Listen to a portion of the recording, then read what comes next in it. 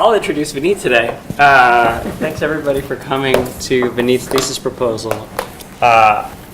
Vineet has put a huge amount of work into this, and I think it's really impressive. And I wanted to particularly thank getting this group of 5 faculty together is, you could actually do a PhD thesis on trying to make that happen. So thanks to Don and Rob and Jim and Laurel for all being here. It's multi-faculty scheduling is super tough. And for taking the time in addition to being here today.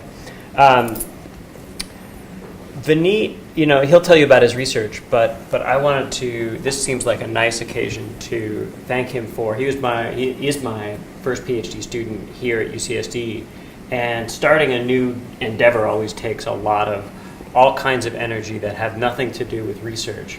And I am extremely thankful to Vineet for all of the citizenship things that he's done as one of the founding students in the design lab here. And I think the fact that there are so many people here today for a thesis proposal is indicative of how highly regarded Vineet is by all of his peers. So thanks, man.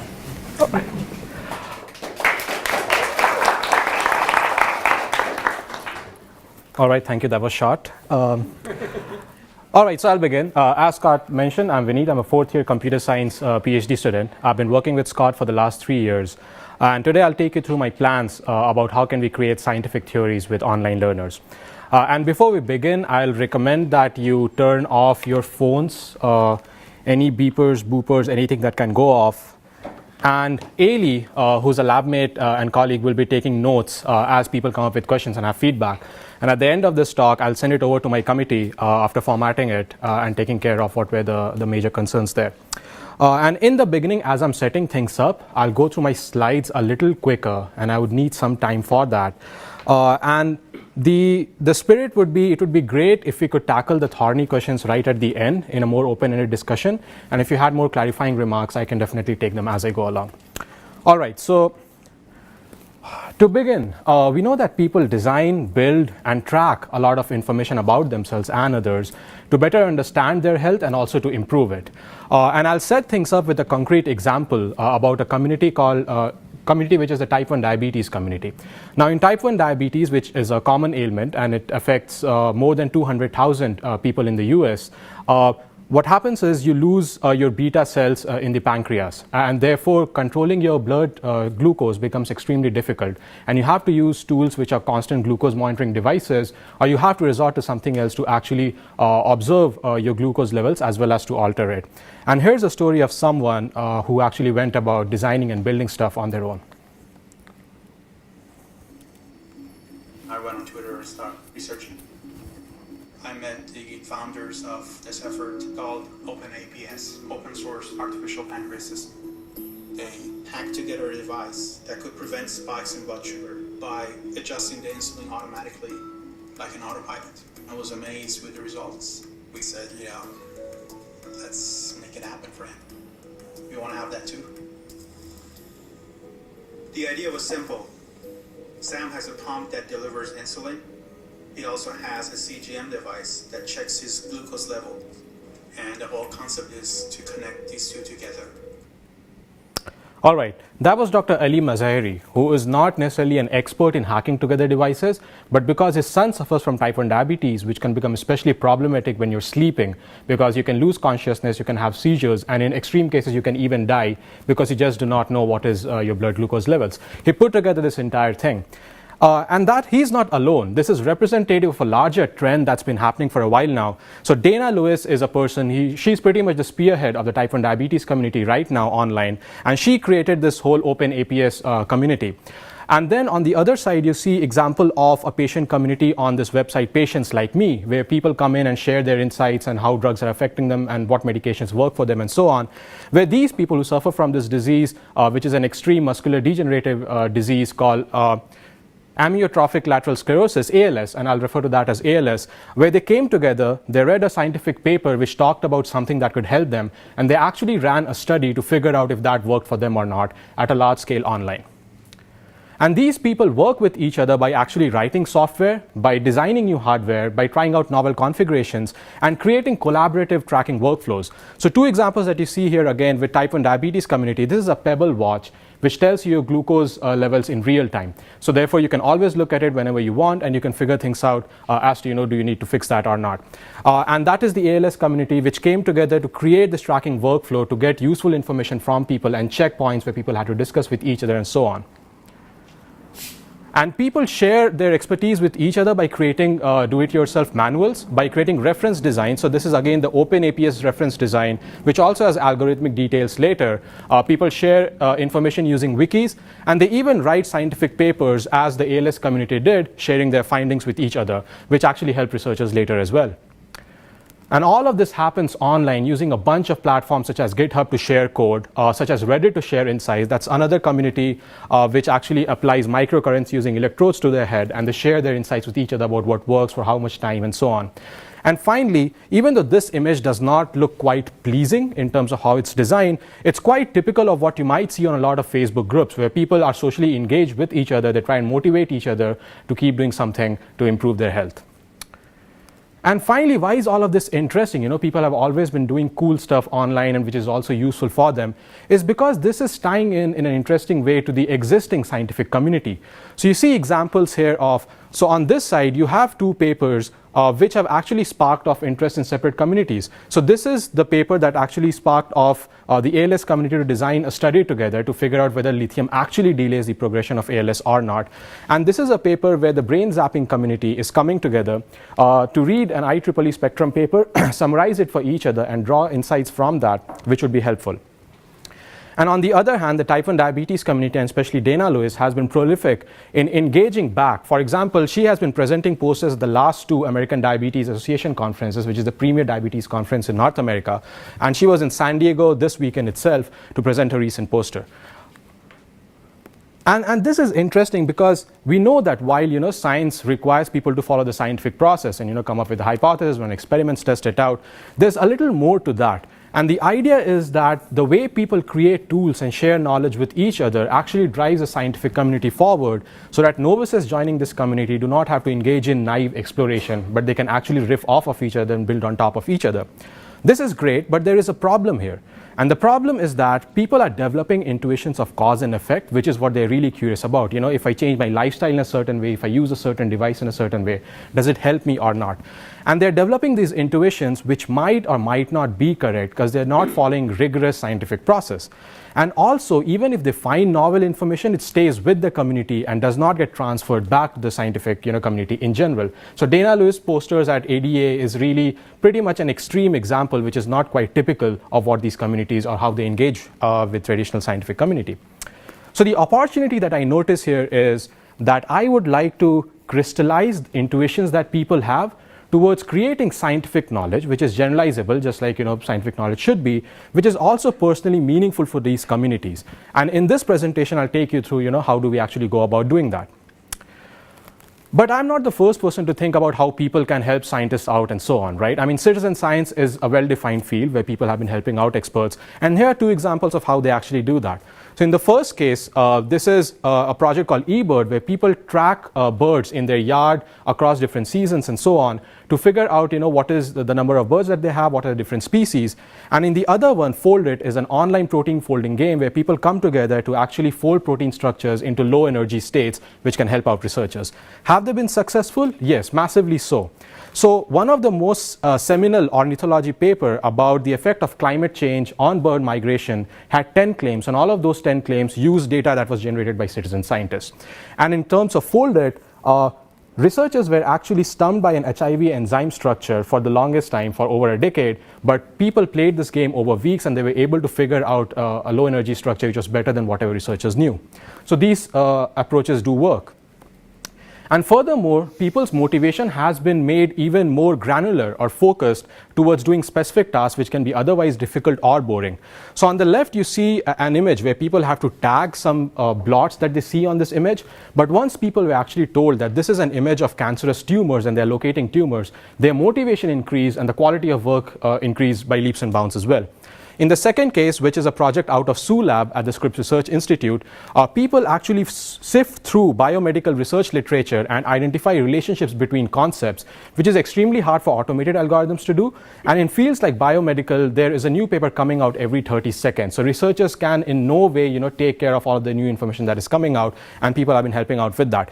And again, in that case, the community which has been spearheading this effort is a set of folks who suffer from a certain disease related to the NGLY1 enzyme. And that project Mark took here is famous for that. So while all of this general motivation is great and people are performing amazing stuff, there is something missing, which is, hey, how can people use their motivation towards themselves, to improving their health, towards performing scientific work? And recently, there have been more approaches in this field. So 23andMe actually takes your sequences your data to figure out population-level genomics information, and you receive that data back as well, and you figure out you have some gene which might actually make you lactose intolerant versus not, and so on. Similarly, for the human microbiome, American Gut Project performs the same task, which sequences your samples and figures out what are the microbes that live on your body.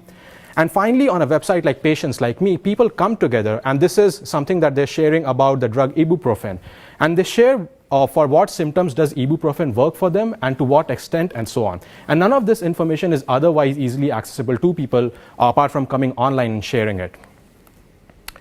And a lot of this knowledge is exceptionally useful when we think about large-scale recent initiatives like the Precision Medicine Initiative, where we want to understand what specifically works for one individual versus another, and we really want to get insights from them. There could be other ways of getting these insights, but I believe getting people to think about them, reflect on them, and share them would be probably the way to go.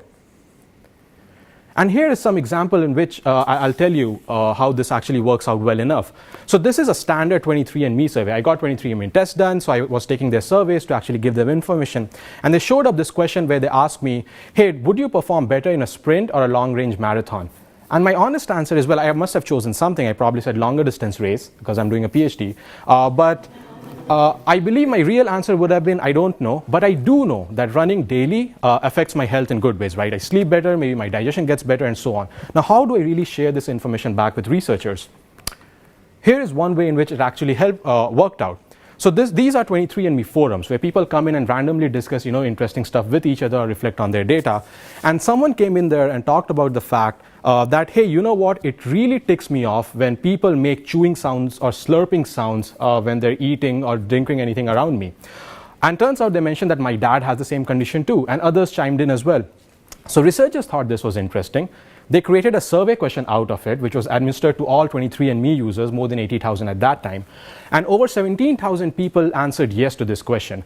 So researchers dived deep into their data, and they figured out there was actually a predictive similarity between these folks with a certain gene marker that they had. And this was essentially a new discovery that happened because someone went around sharing their insights about what works for them versus not. So this is my question really, is, hey, you know what, people have been sharing insights, but how do you really make this process more systemized? How do we operationalize it that it becomes easier for researchers, for people who want to meet their own needs? So can people really create scientific knowledge for themselves, which is meaningful for them, and for the world at large? And here is an example where Ailey, who lives an active lifestyle, so she'll go kayaking, she'll drink interesting stuff, and she's hanging out with her erstwhile dog. And she actually has this lifestyle. She's curious about how does she tweak this lifestyle to become healthier. And she goes online, she reads up stuff, she performs a number of tasks. So she can alter her lifestyle to figure out what works for her versus not based on existing research. And based on her lifestyle, she can also contribute unique insights which could be useful for researchers as well.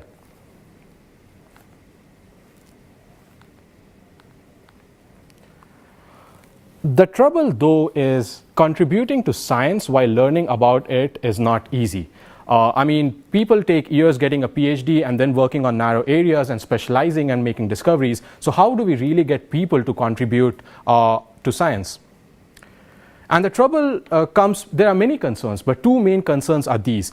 First of all, if you think about science where people have to contribute, there's a lot to learn. So it is useful if people contribute towards nascent scientific domains where there's not as much barrier to entry. But the trouble then is there's extremely limited learning material. So unlike a field like physics or algorithms, there aren't any introductory textbooks about introduction to the human microbiome based on the research done in the last 10 years or so. So how do novices really get involved? And second is, and this is such a known such a known fact in the creative work community, that novices do not perform as well as experts when it comes to creative work. And performing scientific research involves a lot of creative endeavors on the way. However, I won't be reinventing the wheel. There are different techniques that people have come up with about how to go about fixing these problems. And the first one is, for limited learning material issue, we can actually curate research findings in such a way that is easy enough for people to understand and get started with, rather than hoping for creating an end-to-end system which describes everything required for people. So people can focus on something that they want to contribute to, and they can receive introductory material for that. And the second one is, for creative work, people have worked over the years to develop scaffolding structures, which are essentially supportive structures while you're learning a new technique, to figure out how do you go beyond performing whatever task we're doing right now to doing it a little better. For example, if you're asking questions, how do you ask better questions? If you're coming up with ideas, how do you come up with better ideas? And there is a lot of other work about how do you use feedback from experts, which might actually be pre-curated or which can be in real time, towards helping out novices perform tasks at a better level. And this really is my thesis, is I believe integrating conceptual learning about nascent scientific domain with task-specific scaffolding will enable people to perform work which is personally meaningful for them and which also creates useful scientific knowledge.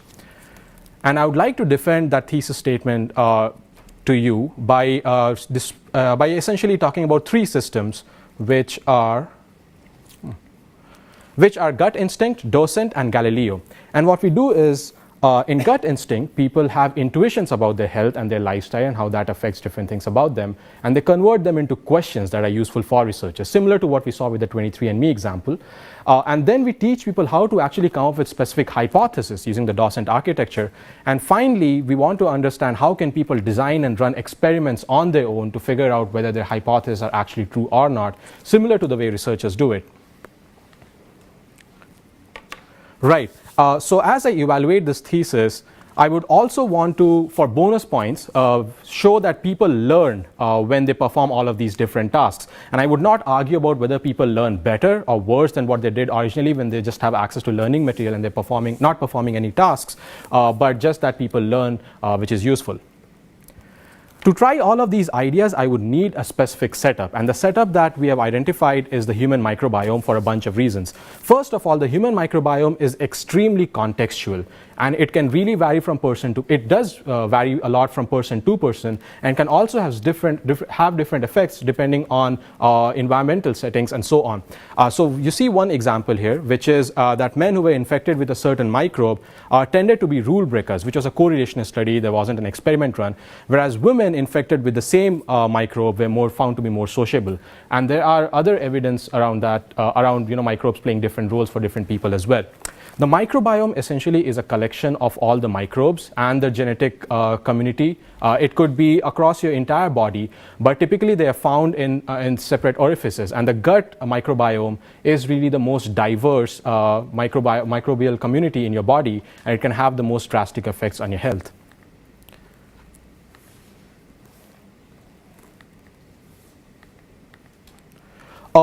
And the gut microbiome has really been enjoying its time in the spotlight. So this was a month back in New York Times, where researchers actually found that people who were suffering from certain malformations in their brain had genetic similarity, but at the same time, a gut microbe was also responsible for either activating that versus not.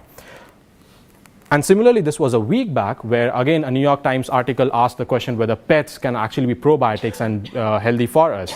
The jury is still out on that one, and people are figuring out how do the microbial communities of your pets interact with yours, and is that good for you versus not, in which conditions, and so on. Another thing that really helps out this endeavor is the fact that UC San Diego's American Gut Project, which is run at a night lab, is the world's largest crowd-funded, I knew that as crowd-funded citizen science project, but I was corrected to crowd-funded open source microbiome citizen science project, which is a lot of words, but yeah. So American Gut has been ongoing for a number of years now, and the way you participate is you essentially Google them up, you go to their fundraiser website, you contribute some money to actually become part of the American Gut project, and you receive some kits in your mail. And using those kits, you can share your fecal, oral, or skin samples, which will be sequenced by the American Gut folks. And finally, you'll receive a result, which would look something like this. So this is my result. It's difficult to make sense of it immediately and also after some time, as I've realized, because there are many things that are going on here, and I'm not a microbiology expert, but for example, I can figure out that, hey, you know what, I have lesser firmicutes than the average person in the American Gut Project, or people who have similar diet or same gender. Now, all of this information was provided by me to American Gut Project using their surveys, and I can make that comparative information. I can't make a lot of sense of this even after Googling up. But there are some things which make more sense than others. For example, I can look at this particular graph, which was at the bottom of the previous graph, and I can see that my dot about where my microbiome lies compared to others is a little off of the community of people who have Western diet. Now, what does that mean? First of all, it's really useful for American Gut folks to know that, and this is why they're running the study. They get these population level correlations and figure out patterns there. But I can also look at this graph and come up with insights or intuitions, or at least questions. We knew you were a little off. So I have a question that, hey, you know what, is my data point unique because, well, I have a vegetarian diet, whereas I'm assuming that standard Western diet isn't so, but also is it because I'm of Indian descent and I'm assuming that people who have a traditional Western diet would not be so, does genetics play a role? Or also because I grew up in India, which means that the entire environment and all the microbes that I picked up in my gut, on my skin, everywhere else would be slightly different. And these are the intuitions that I can actually share with researchers and find out what can we do with it. So that's why I built up the first system, Gut Instinct, which is live online at gutinstinct.ucsd.edu. And the way it works is I would go in, I would learn with online material about the gut microbiome. Then I can ask questions, and then I can answer others' questions as well. And people like me are coming together in Gut Instinct and to share their insights and comment on all of that, while researchers observe and figure out if there are any insights that can be found based on these questions. Well, does Gut Instinct really work? So about 6 months back, I'd run a study with 44 participants who were all students at UC San Diego. And we figured out that of the 29 questions that were raised by these participants, 10 of them matched to a significant extent to survey questions in the American Gut Survey, which is great. But we'll also look at some of the limitations of these questions and how can we improve upon that. You might also notice that a lot of these questions are slightly general. They're not extremely specific, and that's because as people are trying to figure out the human microbiome, they're also starting off with broad strokes and going deeper and then figuring things out.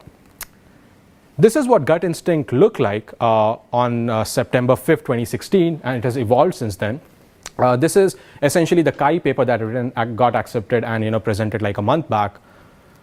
So the step one in using Gut Instinct is you log in and you figure out that there is this thing called Gut Board where people are asking and answering questions. And you can look at others' questions, you can answer them, you can add discussion comments, you can share even scientific papers if you know something about that, which people did. And then you can ask your own questions as well. So before you ask your questions, you can answer any of the follow-up questions that people have to a certain question. The idea with follow-up questions is that you can have a broad stroke top-level question, and then you can actually fine-tune that with insights after that, rather than jamming up a lot in the first question itself, which might make it difficult for anyone to answer. When you're asking question, it's a simple format where you come up with a question which basically someone would agree with versus not. It's like, do you go running after sunset every day or not? And once someone realizes that, hey, that's not relevant enough for me at the top level question itself, they can move on and look at other questions.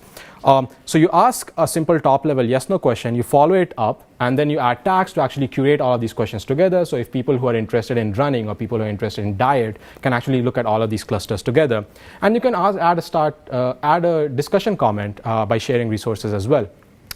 And this is the learning part where people actually go in and they learn about different topics and how they might affect your gut microbiome.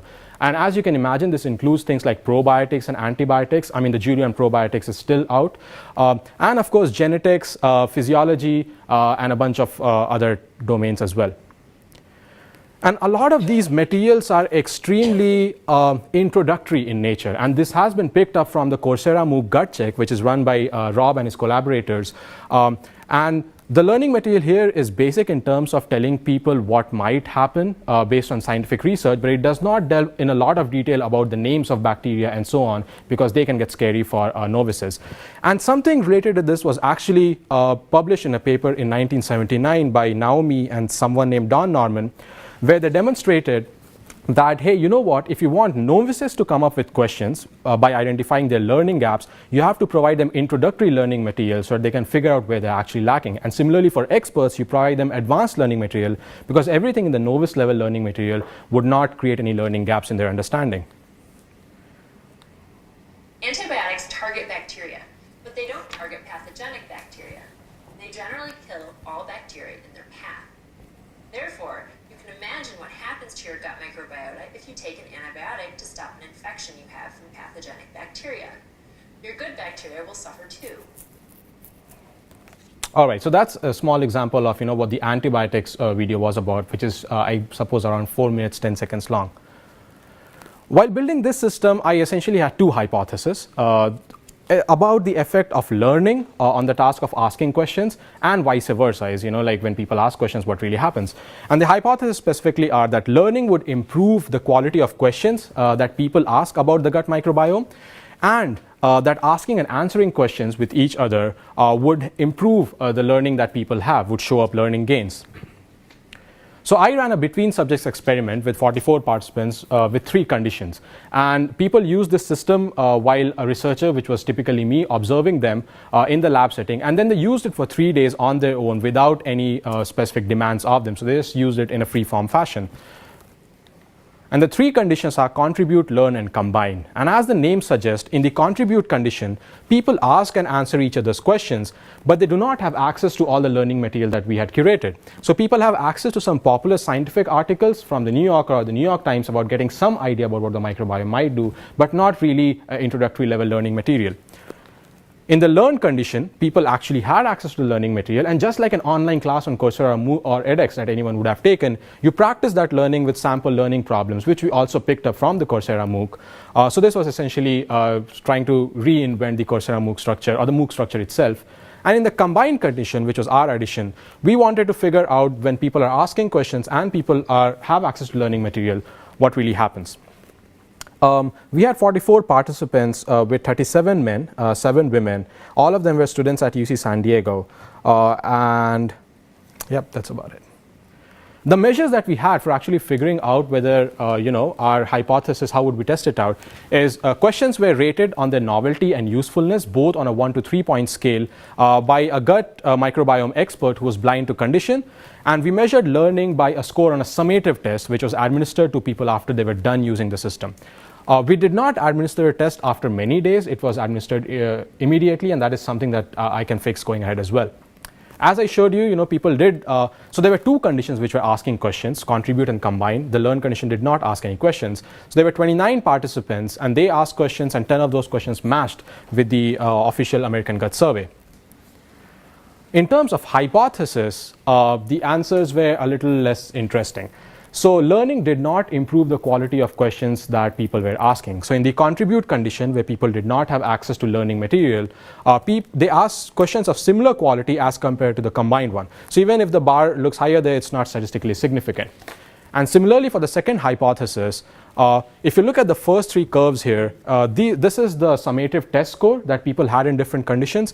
And the learn condition people who had access to online learning material itself, they did not have to ask any questions, performed the best. They were almost scoring 50%, whereas the contribute condition got 36%. The combined performed the worst, which wasn't expected. So I looked a little into it, and I looked at the survey responses. I talked to participants as well, and I figured out that there were a bunch of reasons why the combined condition might not have shown the additive benefits of learning and asking questions that we might have anticipated. First of all, people in combined condition had 2 criteria of success. So they had to ask and answer questions and be engaged with the system, and they also had to perform well on a final test, which, if you think about it, was just more work for the same unit of time as compared to people in the other conditions. So it might have just been a case of cognitive overload. And finally, when we're asking people to think as scientists or come up with intuitions or share them, giving them some incubation time might have been helpful as compared to just asking them to come up with insights right away. People also mentioned that they would have been more motivated, engaged, or asked deeper questions if they received feedback from experts or if they had personalized learning material about topics they were interested in.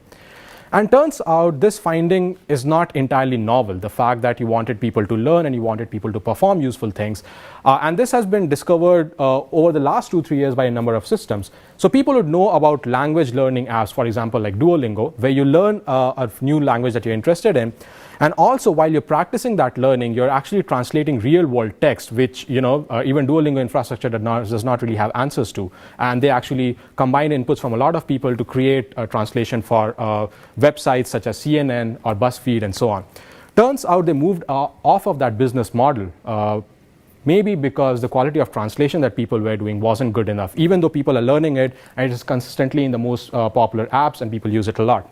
Similarly, other research findings found the same thing. And finally, a work out of a lab in Berkeley found that teaching people about decision trees and then having them classify galaxy images on a citizen science website called Galaxy Zoo by using decision trees did not again show those additive benefits, even though it seems like it should. So this is a challenge that people are trying to address. Forget the text in the red.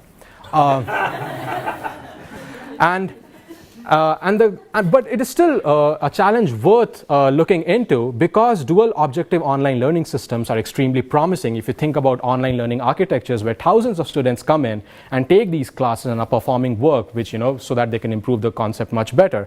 If you can actually harness all the time that people are spending here, you can probably make a dent in significant problems. And an example of that is CAPTCHA. It wasn't a learning system, but people ended up translating the entire New York library by just authenticating themselves on different websites. But the challenge that I want to focus on moving into the second system is the fact that gut instinct questions weren't really framed as hypotheses. And we see two examples here. So one of them is highly rated. It got a score of 5 on 6. And the second one received a score of 2 on 6. So let's look at the lower scored one first. So someone asked, do you think you have a belly? And what steps do you take to get a flatter stomach? Now, this is definitely a health-related concern that, some of us would definitely be interested in knowing about. But there is no personal insight that is being shared that, when I have a belly, I actually do this particular thing, and what do you do, or anything to that effect. Whereas in this question, someone asks, do you drink Soylent regularly? And if so, do you get hungry more often? Do you feel more energetic? So it is linking a certain cause with a certain effect. So how do we go about getting people to ask such questions more and sort of not the other lower graded questions? All right, so this is the sort of question that we want people to raise. And again, in our two-step format, where it's easier for people to answer questions and to add follow-on questions, we would want them to come up with a question like this, which is, how often do you drink Soylent? And people actually select, daily, regularly, weekly, never, and so on. And you get hungry more frequently, and then people can add details for that as well. Thereby sort of almost doing a collaborative survey, which people are all contributing to, sharing their personal insights on a certain topic. And this is where Docent comes in. So Docent is a new architecture about getting people to ask hypotheses, and it follows a certain format of learn, train, ask. I'll elaborate more on this, but what essentially happens is when people use gut instinct now, they're taken through a certain tour of actually asking good hypotheses. Then they're provided access to Gutboard, which is where everyone's asking and answering questions, which is also more evolved. And then finally, you have other small additions as well, which have been helping out with engagement and so on. But before I talk about it very quickly, what really happens when you access gutinstinct.ucsc.edu has turned into a bit of a significant software engineering exercise. So we started off with just having a small Heroku app, but now what happens is because we need to take care of security concerns and we need to make sure that we handle different device size and so on, we have a reverse proxy, and then we have a namespace lookup which redirects you to different websites depending on which page are you accessing. So the info page for us is really just the project website where we share papers, we share other insights, but the main system still remains on Heroku, and we upload all our videos on YouTube. People upload files and documents that goes on to AWS, and the backend is in MongoDB, which basically we take a dump of that every hour, I believe, and then we send out emails based on the activity that people do as well. So far, Gut Instinct, and it's 22,000 lines of code that we have written, not including any of the libraries that already exist, and 5,000 lines of data, which is essentially, seeding off the Gutboard, providing other learning material, and providing insights and so on. It's all built in Meteor, which is essentially a framework on top of Node. This is what gut instinct looks like now, which would be now and not September. And once you start, you receive this particular tool where you have access to learning material, which tells you about how gut microbiome affects your health. You are trained in asking good questions by actually dividing up what a good question means into separate features. So let's say you started off with this vague insight that, how does running affect health?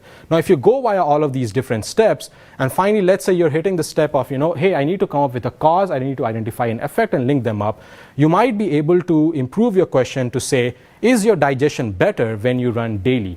And so on. And you follow the sequence again, and you can come up with a vague intuition, and you can actually convert that to a more specific question. And then you actually practice that learning as well on questions that have been seeded by us and also picked up from previous users, and you improve on others' questions. And you move on to asking your own questions, which is also, again, a streamlined workflow, which makes very obvious as to what is your immediate next step as compared to being confused about the interface. Since I don't have the time to discuss all of the different changes that we have made, I'll take a couple of quick examples. And one simple example is, and this is a question that I'll keep using throughout the talk. So this is a question that someone had raised who was a Coursera learner. And they raised this question of, hey, is the frequency of bowel movements related to gut microbiome?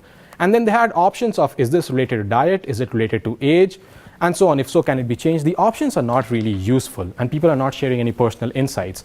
After looking at a number of these questions and figuring out which were the good ones versus which were not, we now provide people templated options as they're adding questions itself, because it also structures their understanding of, hey, what sort of question should I be asking? It should have a clear quantitative answer, or somewhere where people can share the frequency of how often do they do something, and so on. And then you move on to Gutboard, where you're actually answering questions that have been raised by others and adding your questions to. And for example, here's another question where, how many minutes after you wake up do you have a bowel movement? And someone has provided very clear options. That's great.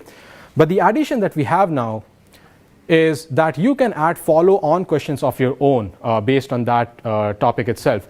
And as people will add, and whenever you add follow-on questions, you can add your own options. But while you're answering everyone else's follow-on questions, or when someone answers yours, they can add your own option, and they're not limited by the options that you share. So effectively, rather than being a survey administered by scientists, which has very specific options or questions, this is turning into a more collaborative exercise where people can share all insights on a certain topic. Now, the trouble again with this question at a more semantic level is that, hey, it's not sharing any personal insight. This is a very generic question where someone's curious to know whether bowel movements and gut microbiome are actually related or not. And the way we are trying to tackle that problem now is by carving out separate micro platforms inside a gut instinct itself for separate user communities. And our insight really is that some of the patient communities are lead users in terms of knowing things about themselves, trying things out themselves about which work for them versus not, sharing knowledge with each other. And they might have more specific insights, and they would be more motivated to share these insights with researchers and receive their feedback as compared to a general Coursera learner who's interested in the gut microbiome but does not really have a need that they're trying to fix here. And I'm working with people who are lead users in their own communities. So this is Gideon, who performs busking all across West Coast. He suffers from Crohn's disease, but he is motivated to raise awareness about IBD and get more people involved. And so a lot of money that he actually earns, a part of it he donates to the American Gut Project as well.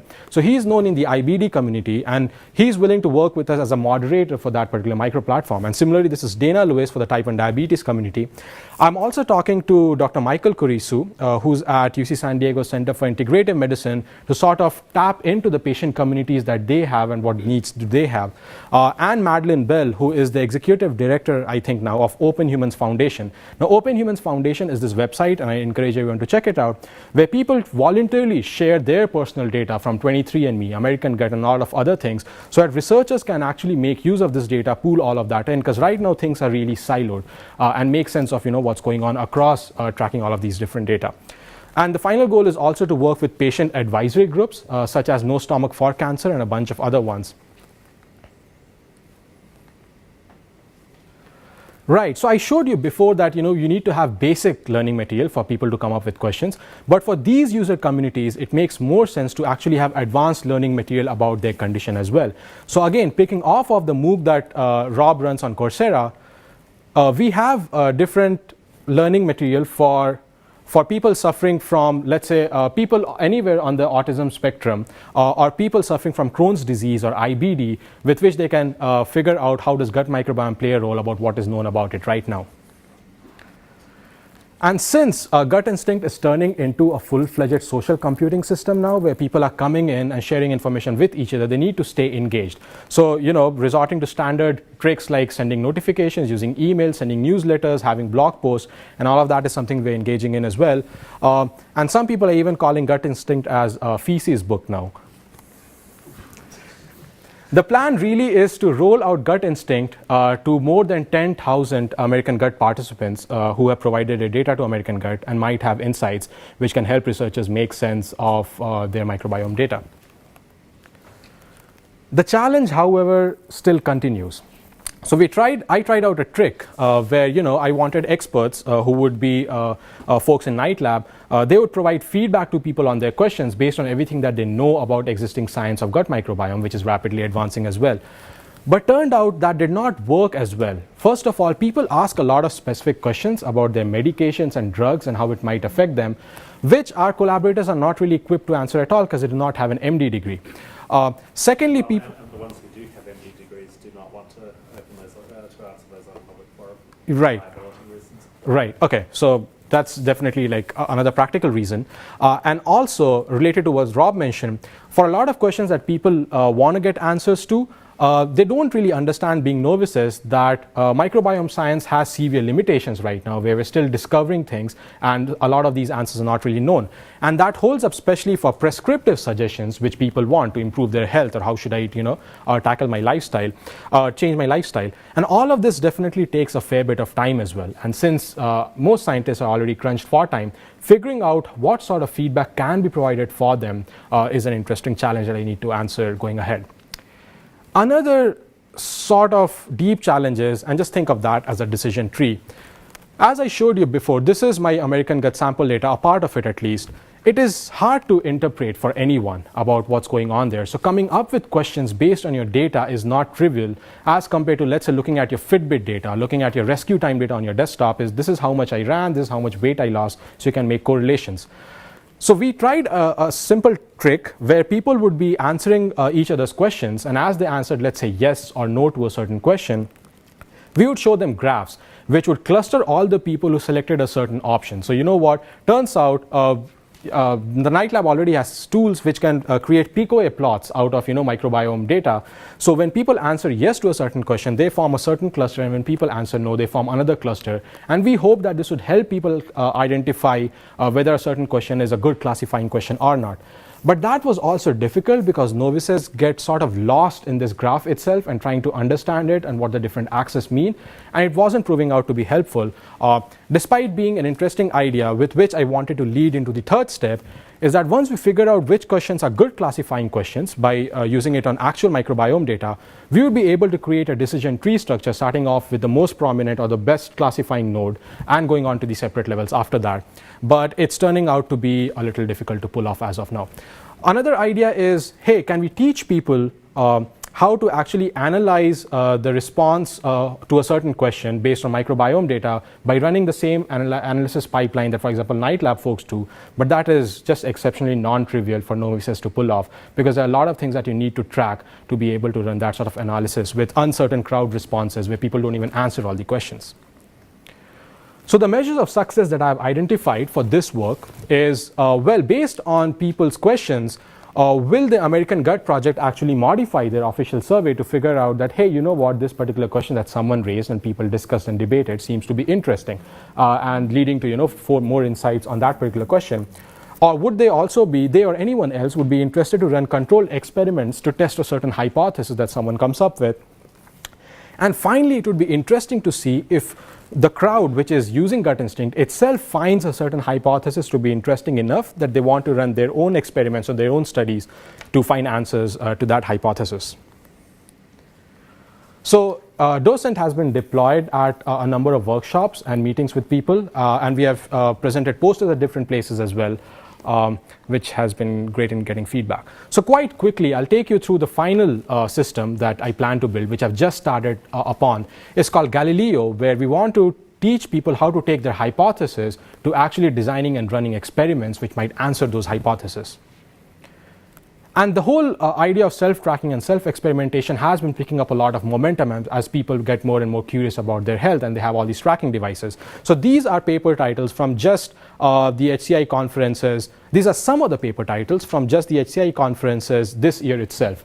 So, people are trying to study mental well-being. People are studying how Soylent users perform self-experimentation by tweaking around with the recipe and so on. And while all of that is great and people have been finding useful stuff, the concern really is that none of that creates generalizable scientific knowledge. First of all, we do not know if anything that people find about themselves is broadly applicable to others as well. For example, if you're suffering from IBD and something works for you, does it even work for other IBD users, or is it quite central to the way your microbiome is? And the second thing is, people are not blind to any of the conditions. So when you're actually drinking coffee, which is caffeinated, you know how it is. So maybe it turns out you're actually feeling awake simply because of placebo effect, which in some cases has been found to account for as much as 70% of observed effects. So randomized controlled trials are really the gold standard which you want to move crowds towards in terms of identifying and verifying their hypothesis, and which would perform, we believe, in terms of creating generalizable scientific knowledge much better than N=1 studies.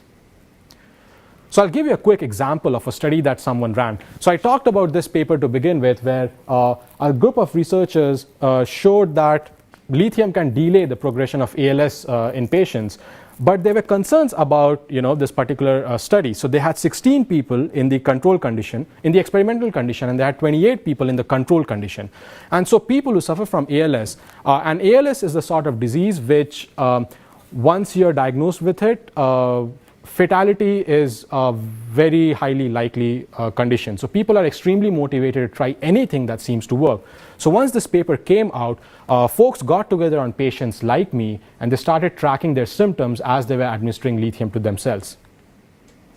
Within a few weeks of the study's publication, though, we saw a big increase in members of patients like me adding lithium to their profile and tracking their outcome measures. Two leaders from the community really stood out: a Brazilian ALS patient named Humberto, and a caregiver in the US named Karen. Together, they realised that all these patients taking lithium experimentally for themselves could in fact offer a lot more if they donated their data openly. If the drug did work, they wouldn't just be benefiting themselves, but they might help all of science to figure out whether everyone with ALS should be given this drug. Great. So it turns out this particular study did not find that lithium was actually helping ALS patients. And right after they had ended, other studies by scientific groups ran these randomized controlled trials, and they did not find any effect as well. So this was in some ways the precursor to scientific knowledge, which was actually validated later. So my question with Galileo really is, how can I get a crowd of people to self-organize themselves so that they can design and run experiments about questions that they're interested in? And to give you a skeleton of that, I'll run you through a pilot that was run in this lab. So 4 lab members participated in a quick pilot where they wanted to understand, hey, how does drinking coffee actually affect my quality of sleep? And whenever they would go out for coffee from the lab, they would pick up a small slip from this particular glass which said caffeinated or decaffeinated, but they did not actually go ahead and read it. So they would go to the coffee cart, hand over that slip, and stand back while their coffee was prepared, and then get that slip back again and write their name and time behind that, and come back and drop it off in the other glass. So this was essentially a double-blind study where participants did not know whether they were consuming caffeinated or decaf coffee, and I, as the researcher who would finally be analyzing the results, also did not know whether they were consuming one thing over the other. And as people participated in this, they used Google Sheets to actually track different things such as attention span throughout the day, the number of hours slept, how tired they felt the next day, and so on.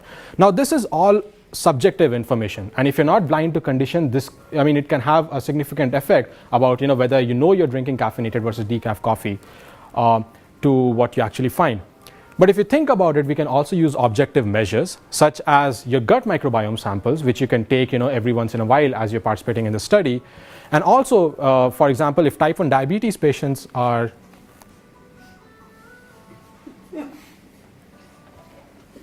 it's definitely someone's. You can also use objective measures where being blind to condition actually does not matter as well because you can actually read the blood glucose levels versus not. And when people were participating in this pilot, they actually used the messaging thread to send in their inputs for a certain score, which was automatically added to the Google spreadsheet. And they would also use this to build sort of social engagement where they would share these images with each other or their insights or how their day was going. And I believe that in online learning, which needs to be more social, running these kind of experiments can also help people stay more engaged with others while they're performing a task, while being quite distant from each other all across the globe. The heuristics that I have really as I'm building up the system is teaching people to design and run experiments is not easy. And so I'm taking a viewpoint where I want people to learn how to do that by actually doing it as compared to going through an entire class where they learn about designing experiment and then try and do it, because people tend to get lost with a lot of details. And because when people are trying out something that's new and difficult for them, they can give up at the smallest of challenges.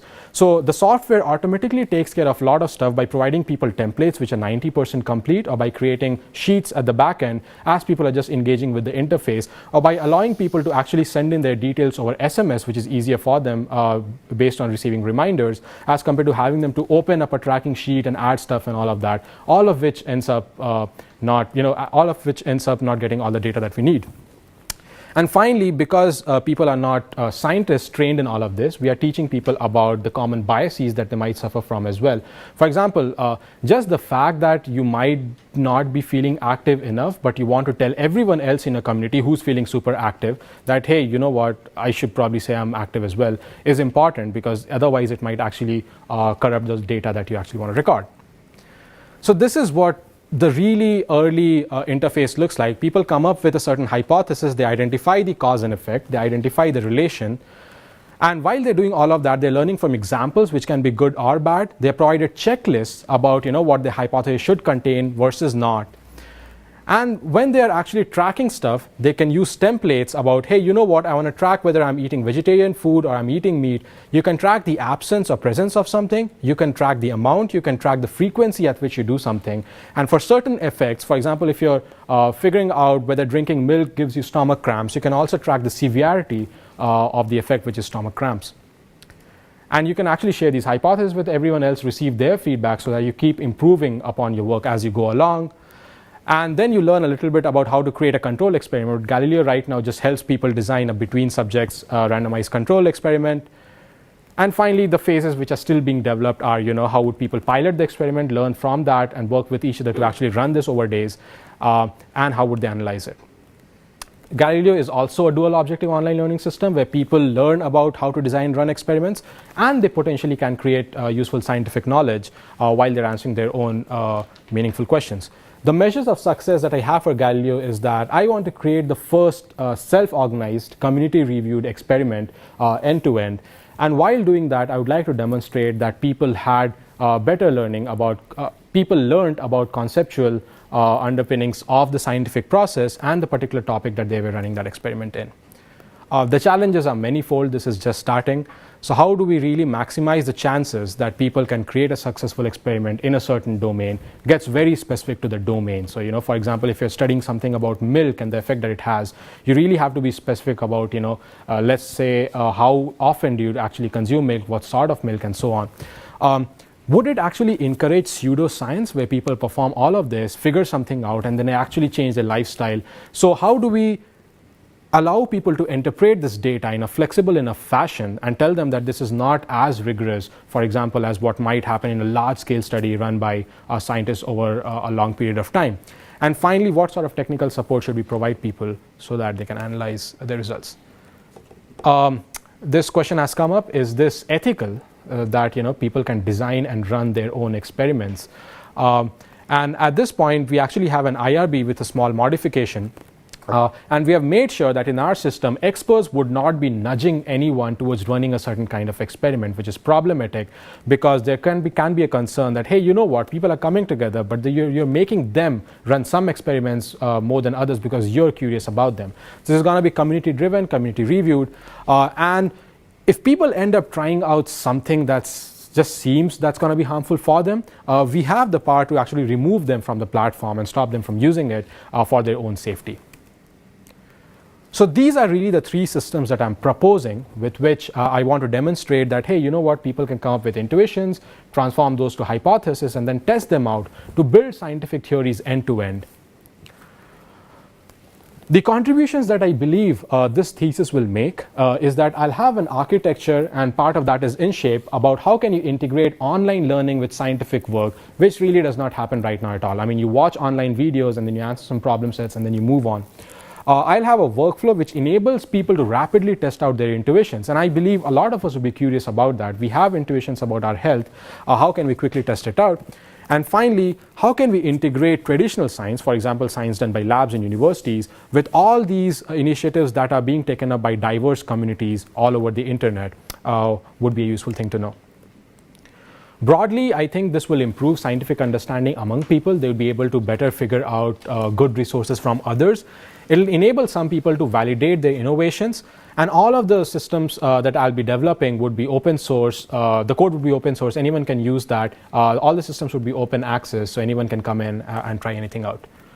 In terms of timeline, this is where we are. So right now, I'm fine-tuning Docent, and I'll be running it with specific user sets like type 1 diabetes and IBD before deploying it for American gut folks.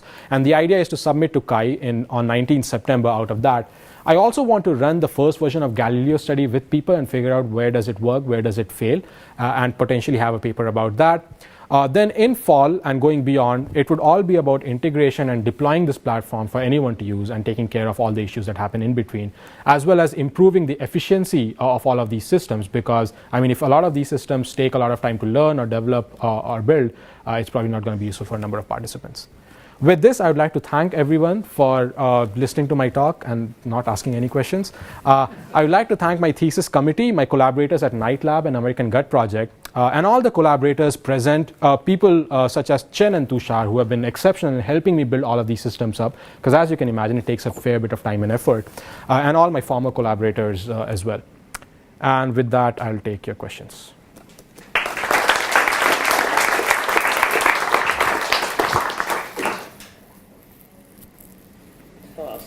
Yep.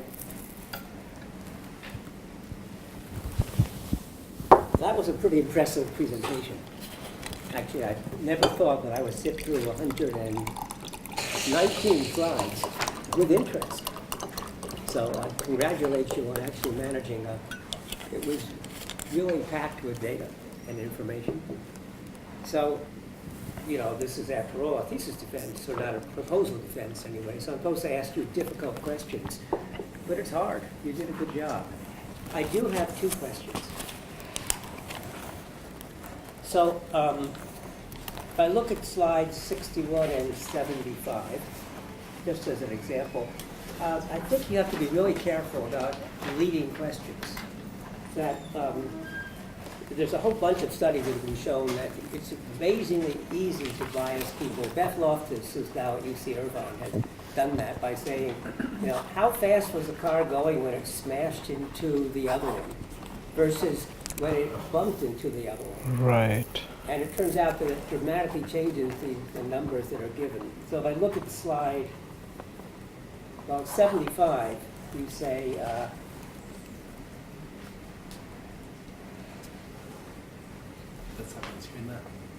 Is this the one? yeah, it's, you know, how many drinks does it take to notice a difference in your bowel movements? Oh, I never noticed any difference before, but this now biases me to think that there will be some.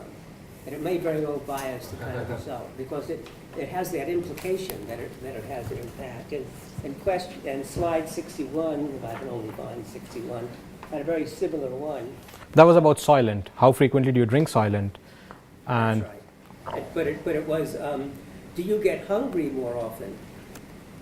Which is, again, biasing a result. So I think actually what you're going to need to do is some training. In fact, so this leads me to my second question, because the second question is about designing an experiment, because you're going to teach them how to do science. But it's really hard to avoid biases order effects in presentations, to do a double-blind that is truly double-blind and non-biased questions. But even professionals, even I, after more years than you've been alive of experiments, would always ask for advice. I would have somebody else review my procedures. So it seems to me a mentoring process would be very, very valuable here. And it could be peers. Yeah. All right. So I'll tackle your questions, the last one first. They're not so much questions, by the way, as more kind of comments and suggestions. Yeah. And in fact, Vineet, why don't we just let those stand Sure. and see what other things they Sure. because I think Don's suggestions are excellent. All right. So I don't know if the question makes sense, but like placebo effect has a major percentage, right? So this Galileo will lead into more fine-grained study, but won't it reduce the effect of placebo, and in totality it's a negative towards what you are actually achieving? Like how you are making sure that this, because more you learn, the placebo effects goes down, right?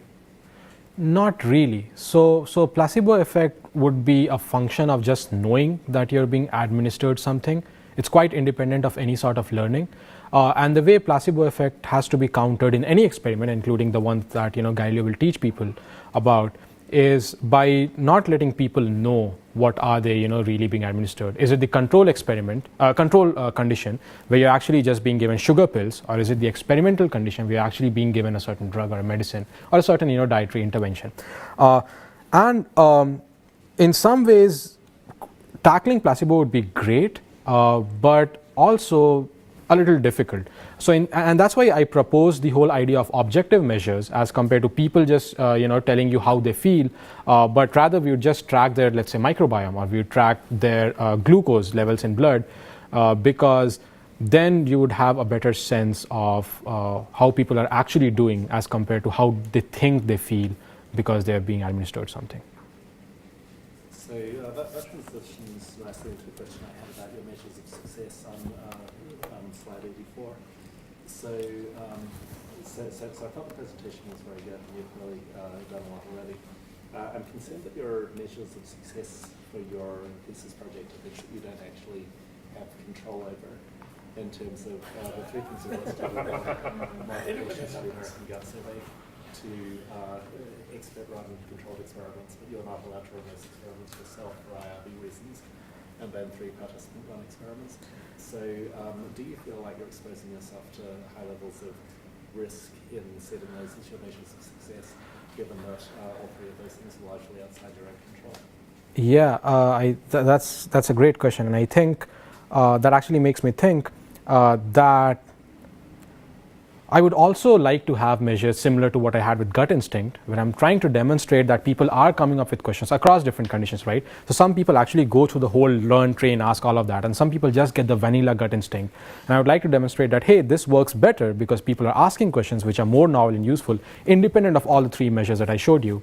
And in the spirit of figuring out how does that work with learning, I would like to have them take a test before and after, and I can show if that works. Okay, so you should write those explicitly. Yeah, I agree. Okay. And Ailey and I are taking notes, Vineet, so you know. Okay, great. All right. Any questions would be great. So when you sign off with the gut instinct, do you ask for the qualifications or something? So based on that, they're waiting of so let's say someone who's highly qualified asks a question or answers something. Do you wait that out, or do you just not take that qualification? Yeah, no, that's a great suggestion coming from actually building up online systems, and we don't do any differentiation right now. But the idea is, again, that as we get these communities up, we might start off with some sort of mechanism where people say that no, oh, this person actually knows better, they've been involved much more, they know better, and so on. And also some people might actually, for example, rise to the level of moderators, and they'd be administering what sort of questions are asked. They might fix grammatical issues in questions and so on. So right now we don't do that, because one challenge with that is it might, again, as Don had mentioned, it might bias people into taking someone's word with more weight than others. And even especially in nascent scientific domains, that's like a difficult edge to work around.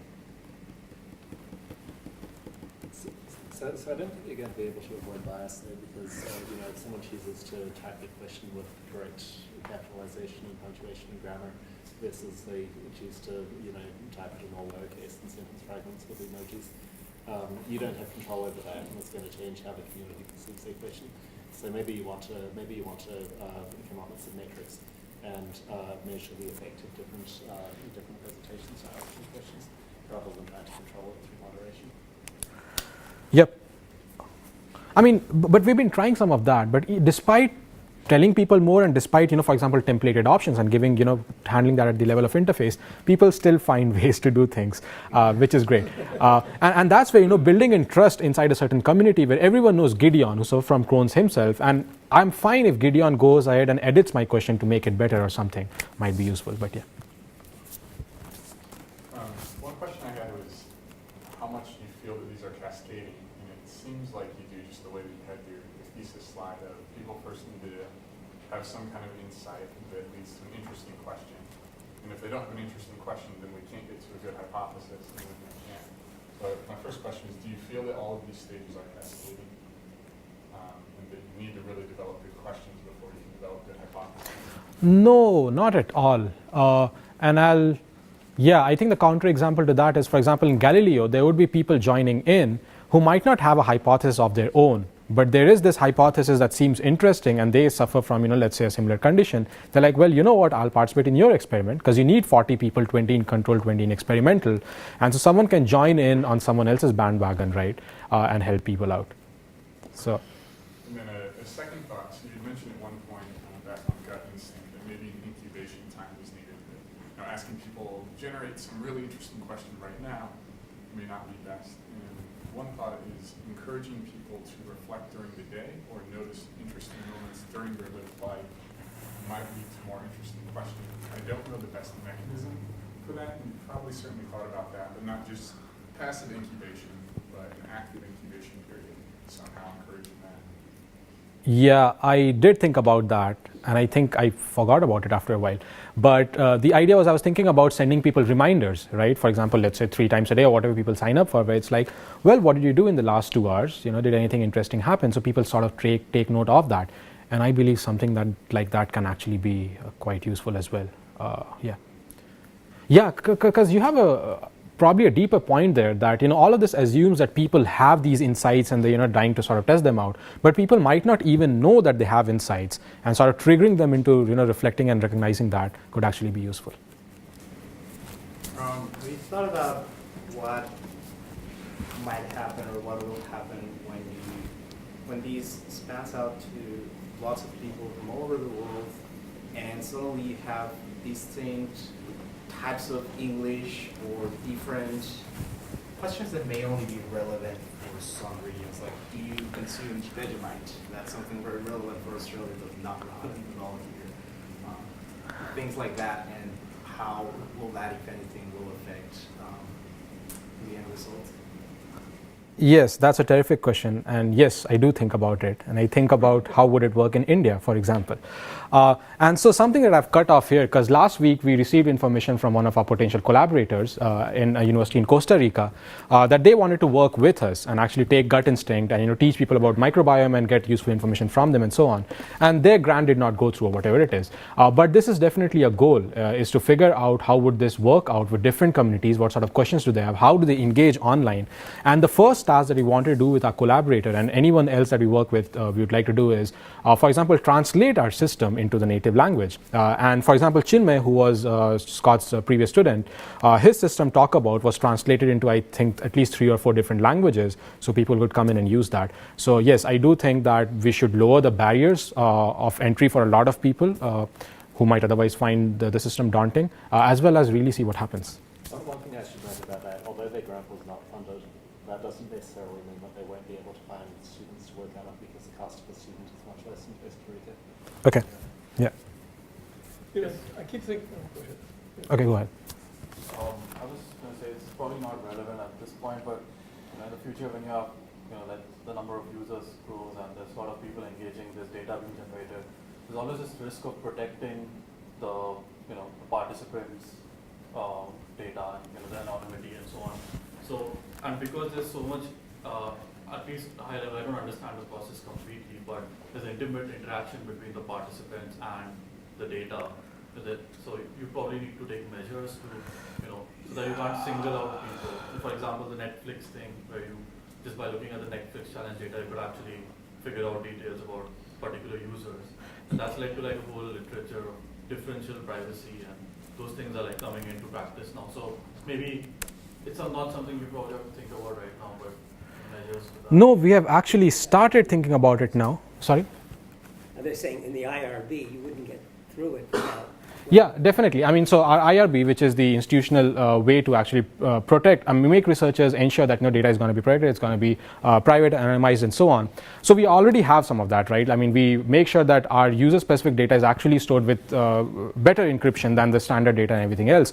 But someone also raised this question. So on our info page for Gut Instinct itself, which is the general project website, I added about 10 days back information about how your data will actually be used. So I tell people that when you're adding in questions, this is going to be used by gut microbiome researchers to find correlations or so on. We also ask people to add in their American Gut ID to make correlations with their data.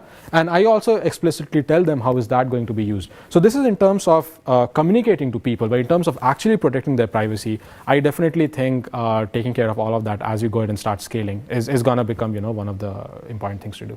And let's take a moment for questions from Jim and Laurel, and then we'll break. Sure. So I don't know the right way to ask this, but it seems like there's opportunities here for some gamification of this kind of thing. For example, that somehow I accrue credits which I can spend on sort of recruiting people to be subjects of my experiment. That I don't know exactly how. I mean, maybe I get credits from helping people make their question better or something, and then I get to spend those in some way, and people who do that get credits, and I don't have it right, but it seems like if you could get some kind of that fabric in it, that people are willing to, to participate in your coffee experiment, might be because they're interested in it, but it also might be that, well, I can accrue credits because I want to do this other one. I think that's a fascinating suggestion. And I hadn't thought about it recently in line of people running experiments. But when we had started building Gut Instinct, we actually started off with the idea of creating like a game system. And that's why our repo is also called Gut Game. But yeah, I think to make people do more activity on the platform by giving them this potential to be able to do more things with accrued. Yeah, that's great. I think I should think more about it. Thanks. This is really interesting work. I just have a couple of questions. The first one is I'm a little bit concerned about your population and sampling. And we're going to talk a little bit about that because we kind of know that very wealthy people are the ones that use the internet. We know in health communities, some of the populations tend to have a certain education level as well. One thing I'm wondering a little bit about is how you might help to address some of the very real health disparities that people are experiencing, those that may not have internet access or be able to even participate in this community, and sort of how you can still sort of test your tool and draw conclusions with some of those caveats in mind. Yep. And the short answer is I don't have a great answer, because when we are talking about these communities which are designing and building stuff, I mean, a lot of these folks are really people who have extra time on their hands, or they have the money to actually invest into this, fail for a while, because the Open APS kit, I think, costs anything north of $5,000 for really, to put together. So there is an inherent bias in some ways about, which people might be the first set of users for this. And going ahead, I think it would be an interesting idea to try out, relevant to his point about trying it out with different communities and finding out where does it really fail for different communities and what works. But if fancy gadgets and devices are not needed, if it's just about drinking milk and running an experiment with that, I definitely think it can be run with anyone. But as long as all these devices get involved. Yeah. What are some steps you're going to take in the next 2 years to reach out to some of these other populations that aren't super wealthy or have a super high degree of health literacy? Yeah, okay. And this is interesting because Marcella, who's a PhD student, we have interacted about it a bunch of times. And one idea that I've had is, and I just haven't had the time, is I really want to understand how gut instinct, similar to the point that you made about, all these online learning platforms being used by a certain set of people, right? Someone who already has college educated parents, they already have a good high school degree and all of that, is I want to see, just for gut instinct, forget the experiment part, how is it used by, the standard user who is using it right now, and a high school student in different neighborhoods of San Diego, and a high school student back in India and other places, and just find out where do they, let's say, do they succeed at everything, where do they start failing, what are the inherent biases that I've ended up building into my system, looking at certain users who always use these things. And I would like to run those experiments once I get this stable platform, right, which is up and running and everyone's using it. And then, just like the micro platforms thing, I can create different cohorts and observe their interaction and track what they're doing and go from there. Do you know Katie Seek at Indiana University? I do not. So she's done a lot of really great work looking at health disparities with technology, and she has a huge project looking at rural populations. Kay Connolly as well is working on this. You might reach out to her and see if she can help you recruit participants from those populations to involve them in this work, because I think that would really help make your science a lot stronger. I strongly agree. And what's her last name? So Katie Seek, S-I-E-K. Okay. And Kay Connolly, C-O-N-N-E-L-L-E-Y. Okay, great. Katie Seek used to be a builder, right? Yes, she's Yeah, a we used builder. to collaborate. Oh, great. Awesome. Yeah, cool. Great. Well, let's thank you. Awesome.